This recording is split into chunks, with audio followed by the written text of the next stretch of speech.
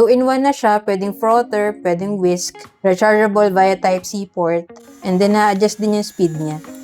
Alright, so in this video, check naman natin tong wireless portable frother / whisk na nabili natin dito sa TikTok, no? So, 2-in-1 na siya kasi dalawa yung pwede niyang paggamitan, no? Ito pwede siya sa pagbe-bake o yung pag-whisk ng mga egg.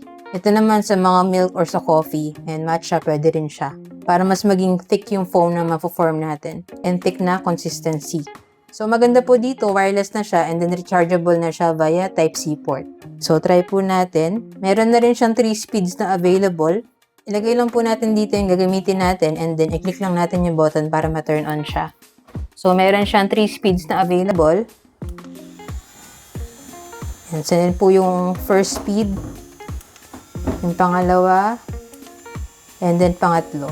So, very useful po ito kung mahilig kayo mag-coffee, gumawa ng milk, and gusto nyo thick yung foam na ma-form, or kung mahilig kayo mag-bake and mag-scramble ng egg, no? And magagamit nyo po itong kanyang whisk. Ganito naman po yung whisk niya.